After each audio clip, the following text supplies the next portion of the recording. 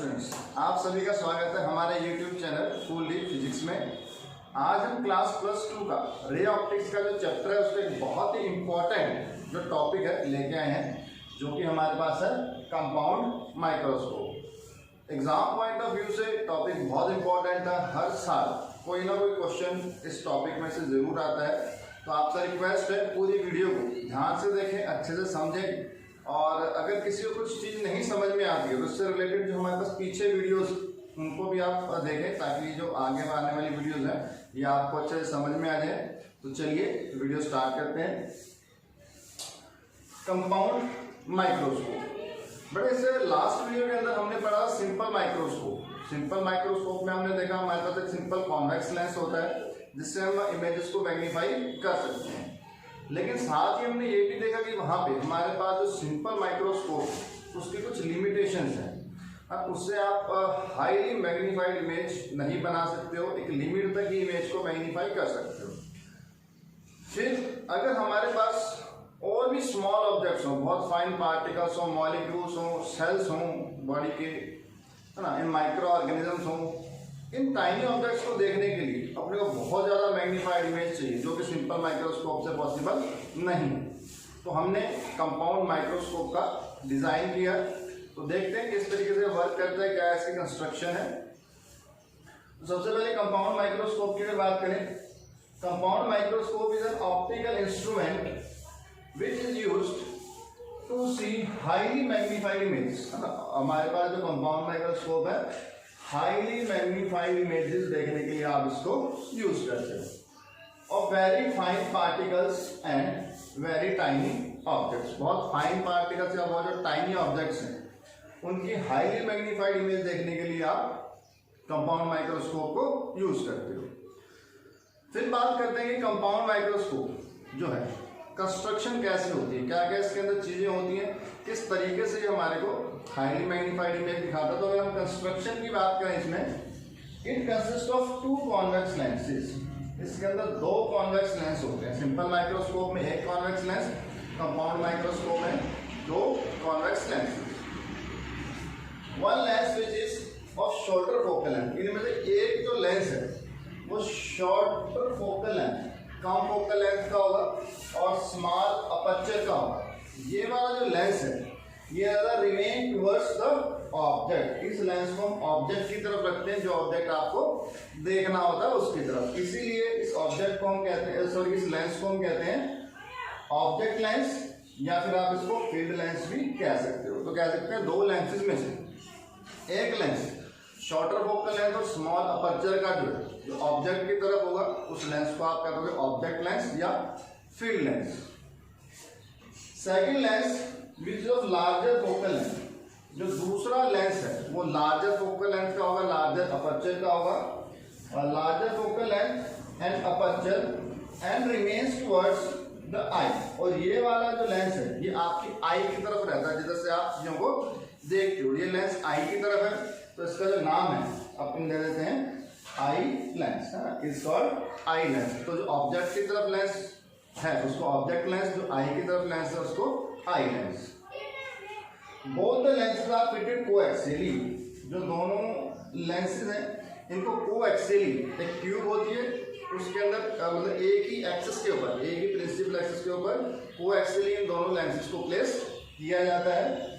Both the lenses are fitted coaxially at both ends of a tube. एक tube है, tube के दोनों ends पे आप इन दोनों लेंसेज को कोएक्सियली फिट कर दोगे। At the distance between them can be changed by rack and pinion method. और हमारे पास जो ट्यूब है उसके अंदर इन दोनों लेंसेज का जो डिस्टेंस है उसको भी आप चेंज कर सकते हो। उसके लिए एक मैकेनिज्म है रैक एंड पिनियन मेथड। अब रैक एंड पिनियन मेथड अपने को डिटेल में नहीं पढ़ना है, बस इतना समझ सकते हो कि हमारे पास जो लेंसेज हैं उनके बीच का जो डिस्टेंस है वो आप माइक्रोस्कोप के अंदर चेंज कर सकते हो। कैसे चेंज कर सकते हो? विद द हेल्प ऑफ, कह सकते हो with the help of rack and pinion method. तो ये तो कंपाउंड माइक्रोस्कोप की डेफिनेशन और कंस्ट्रक्शन। अब हम बात करेंगे इसकी डायग्राम की, कि किस तरीके से ये हाईली मैग्नीफाइड इमेज अपने को दिखाता है। साथ ही हम जो मैग्नीफाइंग पावर है वो भी इसमें फाइंड करेंगे। तो चलिए देखते हैं। तो चलिए देखते हैं किस तरीके से हम मैग्नीफाइंग पावर जो है फाइंड करेंगे कंपाउंड माइक्रोस्कोप की। इसके लिए बेटा सबसे इंपॉर्टेंट तो इसका डायग्राम। अगर आपको डायग्राम सही बनाना आ गया तो आप इजीली मैग्नीफाइंग पावर फाइंड कर सकते हो। और अगर आप एग्जाम पॉइंट ऑफ व्यू से अगर बात करो तो जब आपको कंपाउंड माइक्रोस्कोप का क्वेश्चन आएगा तो उसमें आपको इसकी नीट एंड क्लीन डायग्राम बनानी भी आएगी। तो समझेंगे बड़ी ध्यान से किस तरीके से हम कंपाउंड माइक्रोस्कोप की इमेज बनाएंगे और किस तरीके से वो जो है इमेज को मैग्नीफाई करता है। चलिए देखते हैं। तो इसमें अगर हम बात करें, ये मेरे पास प्रिंसिपल एक्सिस जो मैंने ऑलरेडी ड्रॉ कर रखी है, दो लेंसेज इसमें बना रखे हैं। Small focal length, small aperture का जो लेंस है एलओ, ऑब्जेक्टिव लेंस जिसको अपन कह सकते हैं। लार्ज फोकल लेंथ और लार्ज अपर्चर का जो लेंस है वो मेरे पास आई पीस या आई लेंस जिसको आप एल ई कहोगे। लेंस के केस में हमने पढ़ा हुआ है दो फोकस उसके होते हैं, तो इसके हमने दो फोकस बना दिए, F O dash first focus, second focus. Similarly हमारे पास जो आई पीस है इसके भी हमने दो फोकस बनाए हैं, एफ ई और एफ ई डैश। चलिए स्टार्ट करते हैं, देखते हैं किस तरीके से हमारे पास जो है कंपाउंड माइक्रोस्कोप की इमेज बनेगी। तो सबसे पहले आपको एक ऑब्जेक्ट प्लेस करना है, कहाँ पे, in front of objective lens. तो मान लेते हैं यहाँ पे कहीं हमने एक ऑब्जेक्ट प्लेस किया है।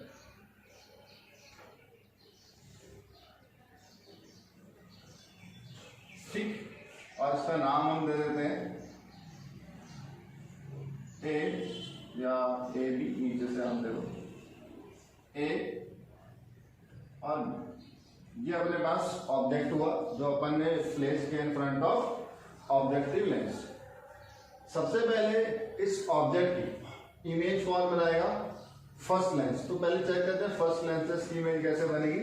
तो उसके लिए हम रूल फॉलो करेंगे सेम जो हमने पहले बात की थी कि एक अगर हमारे पास यहाँ से पैरेलल रे जाए, एक रे पैरेलल लेके जाएंगे और जो प्रिंसिपल एक्सिस के पैरेलल रे जाती है आफ्टर रिफ्रैक्शन कहाँ से पास होती है, हमेशा फोकस से पास होती है। तो इसको हम पास कर देंगे फोकस को, ये इसका फोकस है।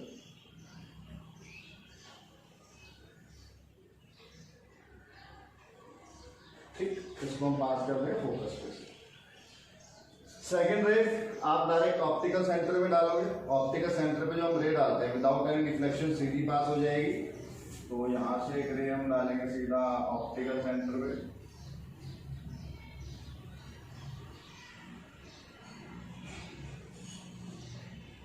जो विदाउट एनी डेविएशन सीधी पास हो जाएगी। ठीक, तो हम कह सकते हैं ऑब्जेक्ट है, ऑब्जेक्ट से दो रेज आपने पास की, एक पैरेलल गई आफ्टर रिफ्रैक्शन फोकस से पास हुई, और दूसरी रे आपने डायरेक्ट ऑप्टिकल सेंटर पे डाली विदाउट एनी डेविएशन, वो सीधी चली गई। अब इस केस में कह सकते हैं जहां पे दोनों रेज कट करेंगे वहां पे हमारे पास इस ऑब्जेक्ट की इमेज बनेगी। तो फर्स्ट लेंस की मैग्निफिकेशन यहीं पे हो जाती है। आप देख सकते हैं ये ऑब्जेक्ट का साइज है और जहां पे ये रेज कट कर रही है, यहाँ पे अगर मैं इमेज बनाता हूँ, ये मेरे पास बनता है उस ऑब्जेक्ट की इमेज जो कि बनाई है फर्स्ट लेंस। इस इमेज की बात करो, देख के आप बता सकते हो कैसी इमेज है, रियल इमेज है क्योंकि रियल में रेज कट कर रही है। ऑब्जेक्ट सीधा है, इसकी इमेज उल्टी बन रही है, इन्वर्टेड इमेज है। ठीक है, और मैग्नीफाइड इमेज। तो इसका हम नाम दे देते हैं ए डैश बी डैश। ठीक है, तो सबसे पहला काम फर्स्ट लेंस ने इमेज बनाई ए डैश बी डैश। अब करना क्या पड़ेगा, ये जो इमेज बनती है फर्स्ट लेंस से जो इमेज बनती है, ये इमेज एक ऑब्जेक्ट का काम करती है सेकेंड लेंस के लिए। ठीक है, और अपने को ये जो इमेज है ऐसे बनानी होती है कि हमेशा सेकंड लेंस के ऑप्टिकल सेंटर और उसके फोकस के बीच में बने। कहीं भी बन सकती है, यहाँ यहाँ यहाँ, लेकिन होनी कहाँ चाहिए, ऑप्टिकल सेंटर और फोकस के बीच में बननी चाहिए। तो हमारे पास फर्स्ट लेंस में जो इस ऑब्जेक्ट की इमेज बनाई ए डैश बी डैश, ये जो इमेज है फर्स्ट लेंस ने बनाई, इस सेकंड लेंस के लिए एक ऑब्जेक्ट का काम करेगी और इसकी जो फर्दर मैग्निफिकेशन है वो हमारे पास सेकंड लेंस करेगा।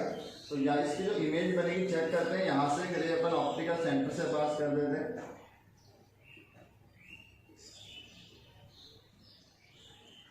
और इसको आप आगे एक्सटेंड कर लो।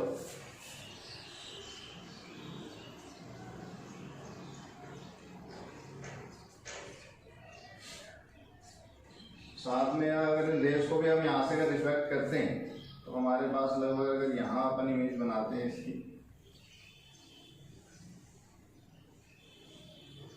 तो एक रे ये हो जाएगी जो इस पॉइंट पर कट करेगी और एक रे ये हो जाएगी जो इस पॉइंट पर कट करेगी। फर्दर इनको आप आगे एक्सटेंड करें। ठीक, तो ओवरऑल क्या करते हैं यहाँ पे, या फिर थोड़ा सा इधर कर दें इसको।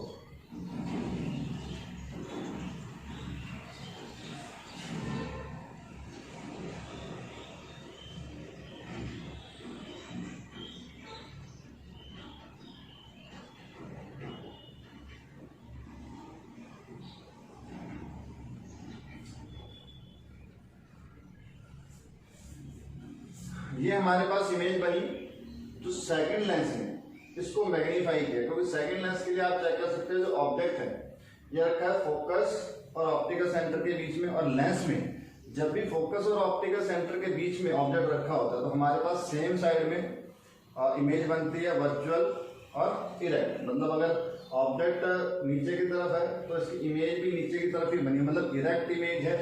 वर्चुअल इमेज बन रही है क्योंकि रियल रेज तो इधर जा चुकी है, डाइवर्ज हो चुकी है, इधर अपन ने इनको एक्सटेंड किया और यहाँ अपीयर हो रहा है, वो मीट कर रही है। तो हमारे पास यहाँ पे आप देख सकते हो छोटा सा ऑब्जेक्ट था, उसकी जो फाइनल इमेज बन रही है बहुत ही ज्यादा इनलार्ज्ड इमेज बन रही है। इसको अपन नाम दे देते हैं A double dash and B double dash. इतना बेटा अगर आपने काम कर लिया तो समझिए आपने डेरिवेशन कर। एक बार फिर से समझ लें, ऑब्जेक्ट है फर्स्ट लेंस ऑब्जेक्टिव लेंस, उसने इस ऑब्जेक्ट की इमेज बनाई रियल इन्वर्टेड और इनलार्ज इमेज। एक रे पैरेलल जाएगी फोकस से पास होगी, सेकंड रे डायरेक्ट ऑप्टिकल सेंटर से पास करेंगे, जहां पे मीट करेगी इस ऑब्जेक्ट की इमेज बनेगी। और ये जो इमेज बनी है ये सेकंड लेंस के लिए ऑब्जेक्ट का काम करेगी, इसकी फर्दर मैग्निफिकेशन सेकंड लेंस करेगा। एक रे आपने ऑप्टिकल सेंटर से निकाली और जो ये रेज आ रही है इनको अपन कहते हुए रिफ्रैक्ट होंगी तो ये भी अपने पास इसी पॉइंट पे मिलेगी और ये अपने पास फाइनल इमेज बनती है जो सेकंड लेंस ने या आई लेंस ने बनाई है, क्योंकि आपको नजर आएगी हाईली मैग्नीफाइड इमेज। कंपैरिजन कर सकते हैं छोटे से ऑब्जेक्ट की इमेज कितनी लार्ज बनी है। अब इसमें कुछ नेमिंग करेंगे कि कौन कौन सी चीजें हमारे पास होती हैं। सबसे पहले अगर अपन इसमें बात करें, ऑब्जेक्ट है, ऑब्जेक्ट का डिस्टेंस फ्रॉम द लेंस इसको अपन कहते हैं यू, और ये ऑब्जेक्टिव लेंस है तो उसके लिए हम कह सकते हैं ये हमारे पास हो जाएगा यू नॉट। यू ओ लिख सकते हो इसको। ऑब्जेक्टिव के लिए जो हमारे पास ऑब्जेक्टिव लेंस के लिए जो ऑब्जेक्ट का डिस्टेंस है वो यू ओ। इसकी जो इमेज बनी इमेज डिस्टेंस फ्रॉम लेंस उसको अपन कहते हैं वी, तो ये वी ओ हो जाएगा। तो यहां से जो डिस्टेंस है इसका लेंस इसको अपन कहते हैं वी ओ।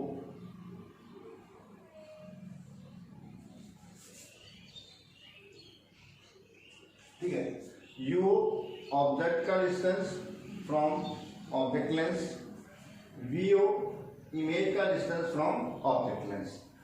अब ये जो इमेज बनी इस लेंस के लिए ऑब्जेक्ट का काम कर रही है, तो ये वाला जो डिस्टेंस हुआ ये हुआ u है ना, तो इसके लिए ऑब्जेक्ट का काम कर रही है। तो ऑब्जेक्ट का डिस्टेंस फ्रॉम लेंस, तो इसको आप अगर यहां से लिखोगे तो इसको अपन नाम दे देंगे यू ई। ई किसके लिए, आई लेंस जो है उसके लिए ऑब्जेक्ट का काम करेगी, और इसकी जो इमेज बनी वो अपने पास हुआ वी ई। तो ये वाला जो डिस्टेंस अपने पास आया इसको हम लिखेंगे वी ई। और जैसा कि हमने बात की आपको इमेज क्लियर कब दिखेगी, कोई भी ऑब्जेक्ट क्लियर कब दिखता है, जब वो कम से कम least distance of distinct vision पे रखा हो। तो हम कह सकते हैं जो इमेज बनी है फाइनल, ये कहाँ पे होनी चाहिए, least distance of distinct vision पे कम से कम ये होनी चाहिए, तभी आपको क्लियर दिखेगी। तो यही डिस्टेंस अपन कह सकते हैं डी के इक्वल भी हो।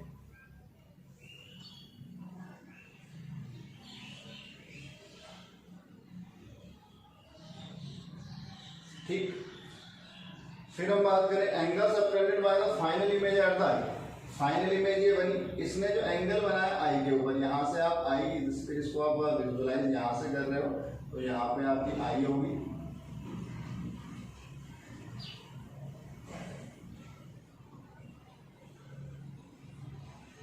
तो अपने पास जो फाइनल इमेज बनी, ये फाइनल इमेज और इसका जो आई पे एंगल बना, इसको हम कहते हैं एंगल अपने पास ये है बीटा। ये एंगल अपने पास बना बीटा, और साथ में आपको चाहिए angle subtended by the object placed at least distance of distant vision. मतलब ये जो ऑब्जेक्ट है इसको अगर आप least distance of distant vision पे रख देते हो तब ये जो एंगल बनाएगा आई के ऊपर, है ना, वो अपने पास इसमें में आपको चाहिए। तो इसको मैं रख के देखता हूँ, इसका मैं अलग से एक डायग्राम यहाँ बना देता हूँ कि अगर ये ऑब्जेक्ट रखा हुआ कहाँ पे, A B at least distance of distant vision,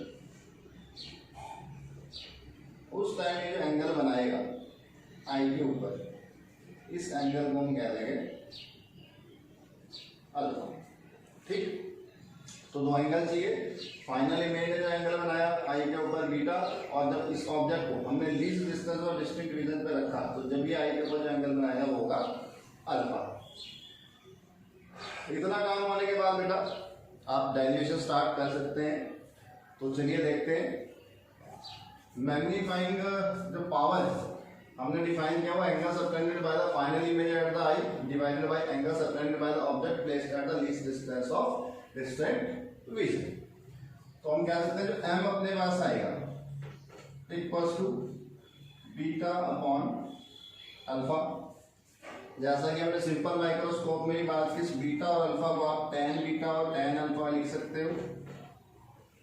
कब, जब अपने पास एंगल्स स्मॉल होंगे, लिख देते हैं if alpha and beta are small, या वेरी स्मॉल आप कहते हो, जब ये बहुत स्मॉल एंगल होंगे तो बीटा को आप tan बीटा और अल्फा को tan अल्फा लिख सकते हैं।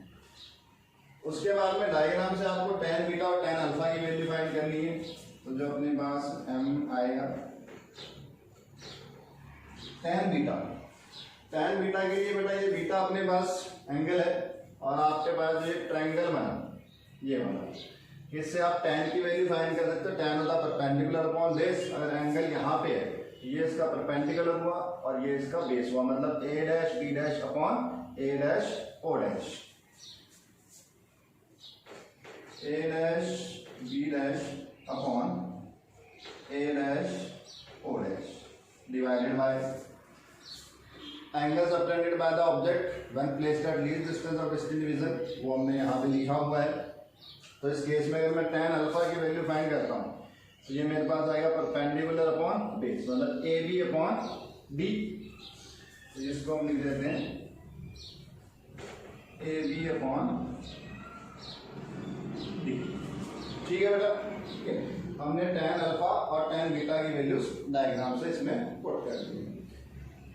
इसको जब आप सॉल्व करोगे डिनोमिनेटर न्यूमरेटर में चलाएगा, न्यूमरेटर डिनोमिनेटर में, तो हम कह सकते हैं अपने पास आएगा a dash b dash upon A B into b upon a dash o dash. सही। इसके बाद बेटा अपने को इस डायग्राम से दो सिमिलर ट्रायंगल्स ढूंढने हैं और a dash b dash upon A B की वैल्यू फाइंड करनी है। तो हम कह सकते हैं from similar triangles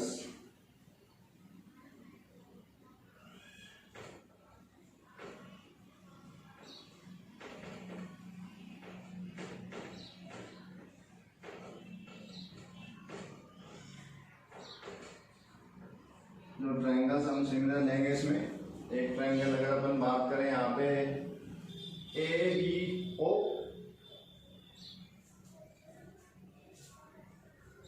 A B O and triangle A dash B dash O.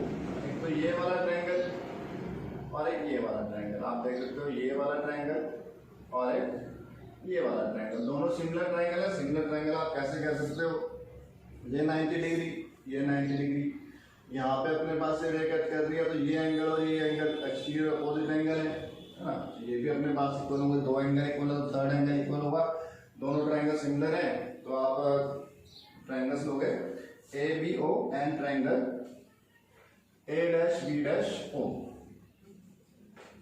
A dash B dash O.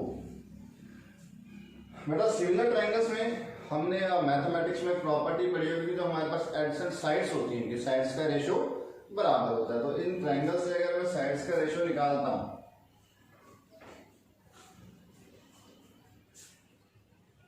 A dash B dash, इसके corresponding side अपने पास ए बी, तो लिखेंगे A dash B dash upon A B equals to A dash O, इसके corresponding side हो जाएगी A O, तो A dash O divide by A O. ठीक है, तो आप A dash B dash upon A B की जगह पुट कर सकते हो ए डैश ओ अपॉन ए। यहाँ पे आप इसको इक्वेशन नंबर 1 डाल दो, ठीक है, और ये जो वैल्यूज आएंगी इसको हम इक्वेशन नंबर 1 में पुट करेंगे। Put these values in equation 1। तो फर्स्ट इक्वेशन के अंदर इसको हम पुट करेंगे। बोर्ड बेटा स्मॉल है तो पूरी डेरिवेशन इस पर नहीं आ पाएगी, मैं ऊपर से इसको रब करते चलता हूँ, आप स्क्रीनशॉट लेके इसको इससे अपने नोट्स प्रिपेयर करते चले। अभी देखते हैं आगे इसको।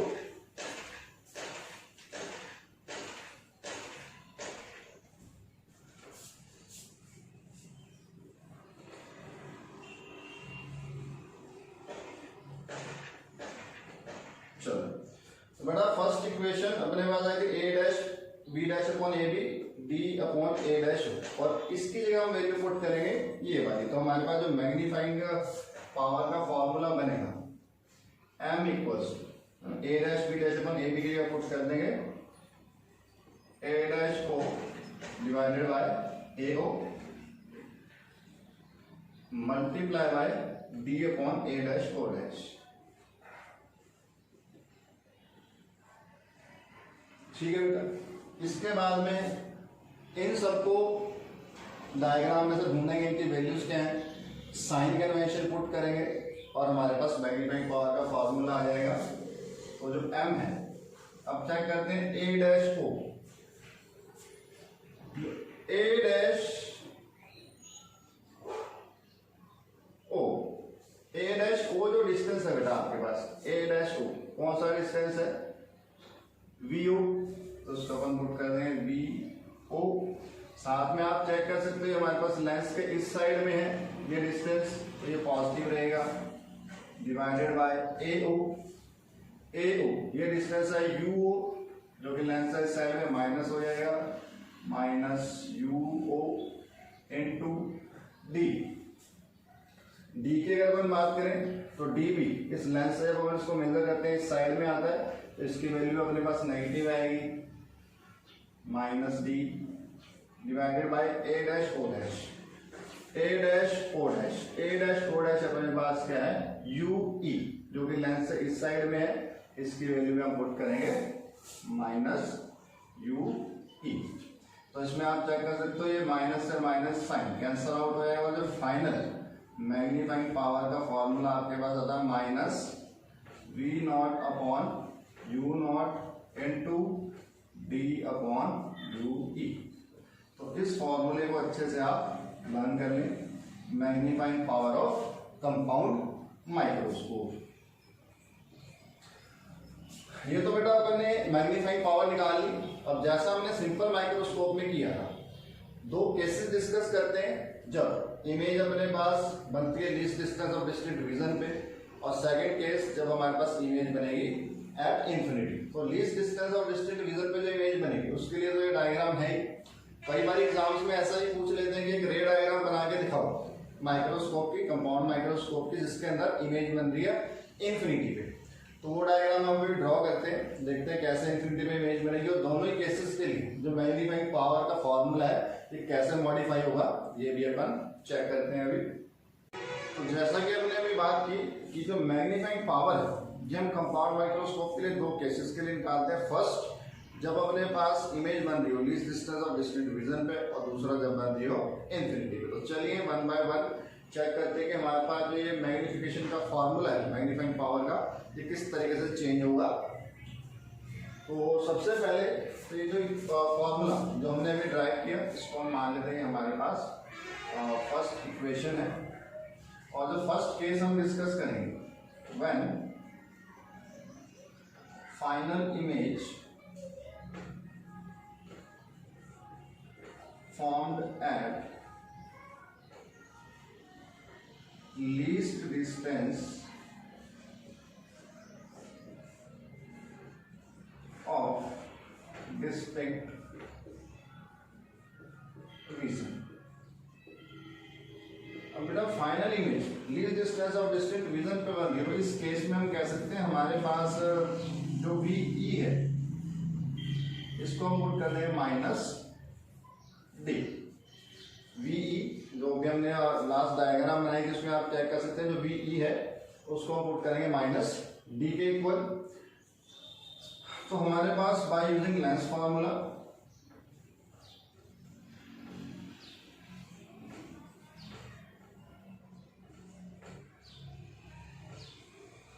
लेंस फॉर्मूला यूज करना है, वो भी किसके लिए हम ले जाएंगे आई पीस के लिए। Bye using lens formula for eye lens.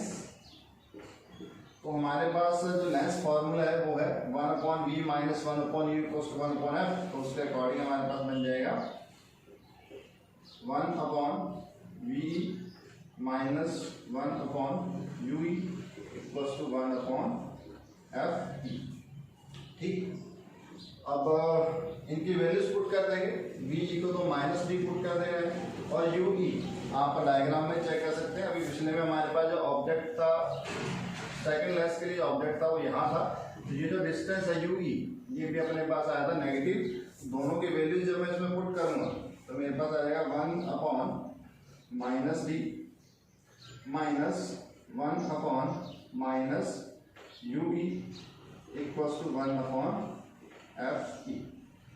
थोड़ा सा इसको सॉल्व कर लेंगे तो 1/- D plus 1/UE equals to 1/f। Negative term उधर ले जाएंगे पॉजिटिव हो जाएगी। तो अपने पास आएगा 1/UE equals to 1/d plus 1/f। अब जैसा हमने सिंपल माइक्रोस्कोप में किया था, आपको यहाँ पे d/UE की वैल्यू चाहिए। तो हम क्या कहते हैं जो इक्वेशन आई है इस पूरी इक्वेशन को d से मल्टीप्लाई कर देते हैं बोथ साइड्स। तो हमारे पास यहाँ पे d/UE आ जाएगा। तो हम अगर इसको मल्टीप्लाई करते हैं बोथ साइड्स बाय d तो हमारे पास बनता है d/UE equals to d/d plus d/f।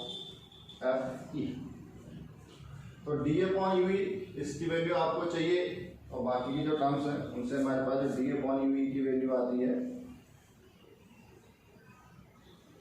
1 plus d/f। तो ये वैल्यू आई है, इसको हम पुट कर देंगे equation number 1। Put this value in equation 1। तो इक्वेशन 1 में जब आप ये वैल्यू पुट करते हो तो जो आपके पास फाइनल मैग्नीफाइंग पावर का फॉर्मूला आएगा m equals to minus v0/u0 और डी अपॉन यू की जगह आप ये वैल्यू पुट कर दोगे तो 1 प्लस डी अपॉन एफ ई। ठीक है, तो ये अपने पास फॉर्मूला हो जाएगा जब आपके पास इमेज बनेगी कहाँ पे, eight least distance of distinct vision पे। तो मैग्नीफाइंग पावर का फॉर्मूला इस तरीके से हम मॉडिफाई कर लेंगे।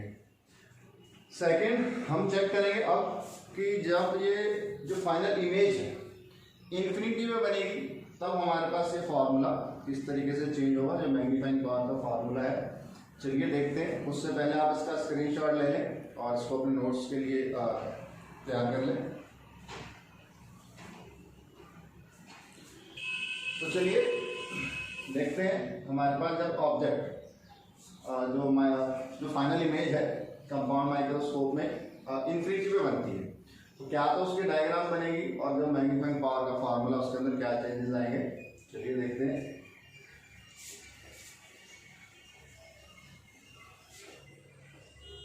इस इक्वेशन को भी मैं यहाँ लिख लेता हूँ, इसको अपन लास्ट में एक बार यूज करेंगे दोबारा से।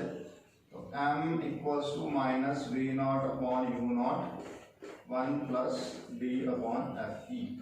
ये अपने पास मान लेते हैं इक्वेशन नंबर 2 है, जो कि मैग्नीफाइंग पावर का फॉर्मूला है जब आपके पास ऑब्जेक्ट का जो इमेज बनती है least distance of distinct vision पे।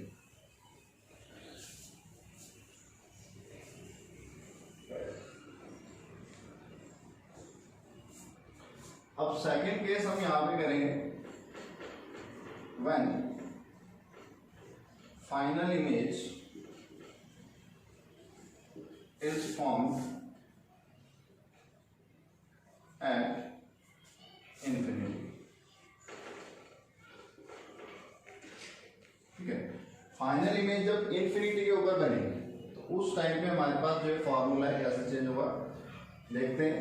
तो सबसे पहले तो अपन कह सकते हैं अगर इमेज इन्फिनिटी पे बनती है तो उसके लिए कंडीशन क्या है, हमारे पास जो लेंस है उसके फोकस के ऊपर ऑब्जेक्ट रखा होना चाहिए, तभी उसकी इमेज जो है इन्फिनिटी पे बनेगी। तो हम कह सकते हैं कि जो हमारे पास फर्स्ट लेंस है एल ओ ऑब्जेक्टिव लेंस, इसके फोकस होंगे एफ ओ और थोड़ा सा छोटा बना देते हैं,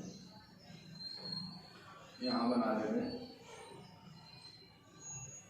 एफ ओ और ये मेरे पास एफ ओ डैश। ऑब्जेक्ट रखा आपने यहाँ पे ए बी, सबसे पहले इसकी इमेज बनेगी एक पैरेलल रह गई जो भी पास होगी फोकस से। एक रे आप डायरेक्ट ऑप्टिकल सेंटर से पास कर दोगे तो विदाउट एनी डिफ्लेक्शन सीधी चली जाएगी और अपने पास फाइनल इमेज बनती है यहाँ, जिसको हम नाम दे देते हैं ए डैश बी डैश। तो इस कंडीशन में बेटा आप कह सकते हैं कि जो फर्स्ट लेंस ने ऑब्जेक्ट की इमेज बनाई, अगर ये इमेज सेकंड लेंस के फोकस पे बनी, मतलब यहाँ पे अपने पास क्या होना चाहिए, इस पॉइंट पे मेरे पास बात करते होना चाहिए एफ ई। सेकंड लेंस के फोकस पे अगर फर्स्ट ऑब्जेक्ट की इमेज बनती है तो ये जो इमेज बनी सेकंड लेंस के लिए ऑब्जेक्ट का काम करेगी, जो कि ऑब्जेक्ट कहाँ पे रखा हुआ है, फोकस पे। और जब भी ऑब्जेक्ट फोकस पे रखा हो तो उसकी इमेज बनती है इन्फिनिटी पे। तो इस केस में आप इसकी इमेज बना दोगे, हमारे पास और जो ये दो रेज हैं इनको भी आप आगे एक्सटेंड कर लो और ये भी अपने पास इस तरीके से जाएंगी बिल्कुल पैरेलल और इमेज बनेगी इन्फिनिटी। तो बेटा ये डायग्राम आपके पास होगा जब फाइनल इमेज हमारे पास बनेगी एट इन्फिनिटी। बस ध्यान ये रखना है कि जो फर्स्ट ऑब्जेक्ट में इमेज बनाई वो कहाँ बनानी है, आपको सेकंड जो लेंस है उसके फोकस पे बनानी है। तो आपके पास जो फाइनल इमेज बनेगी वो बनेगी इन्फिनिटी के ऊपर। तो इस केस में हम कह सकते हैं जो डिस्टेंस है ए ओ, ये अपने पास हुआ यू ओ, ये जो इमेज का डिस्टेंस बना इसको अपन कह सकते हैं वी ओ।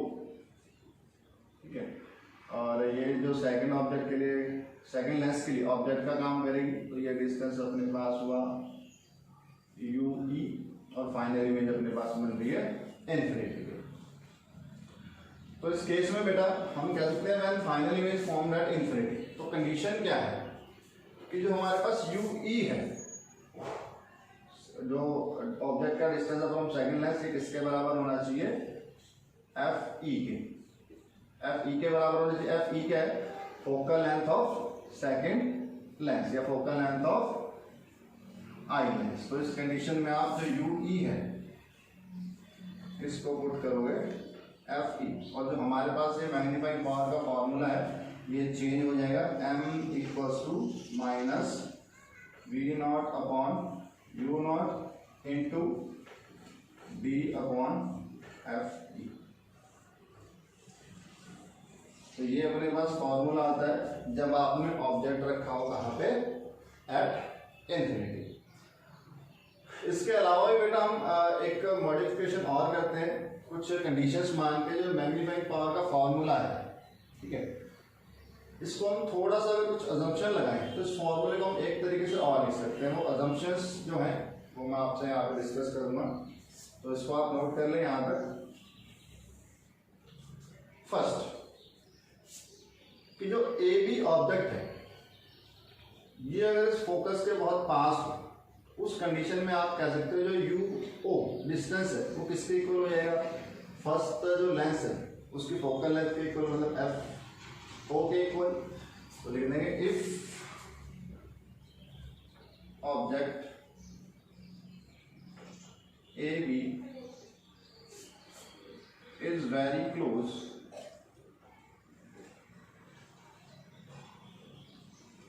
to FO, इस FO पॉइंट के बहुत पास हो, क्योंकि इस कंडीशन में हमारे पास जो UO है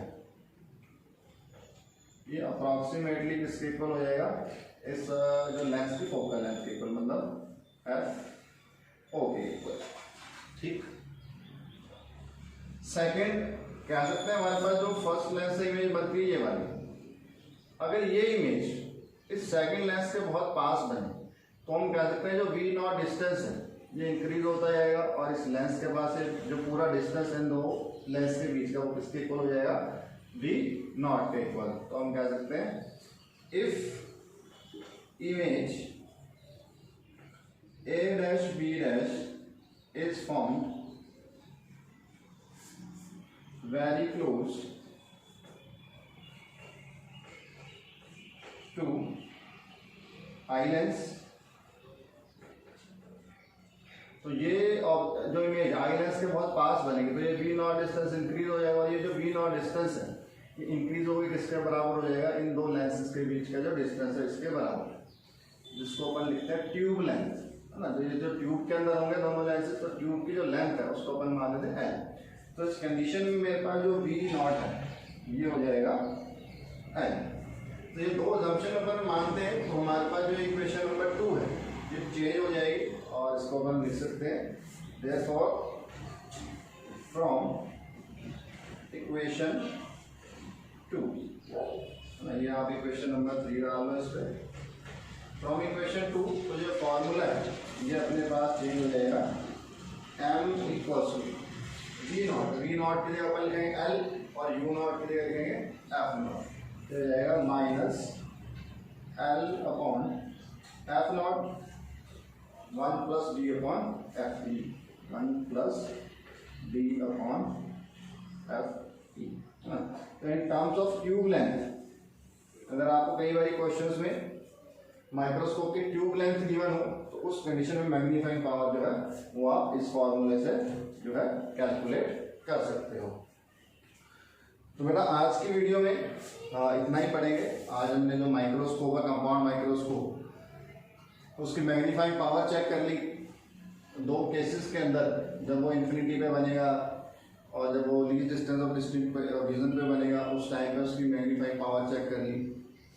अब इसके बाद में हमारा इस चैप्टर का एक लास्ट टॉपिक बचता है जो कि है टेलीस्कोप के ऊपर, वो हम नेक्स्ट वीडियो के अंदर कवर करेंगे।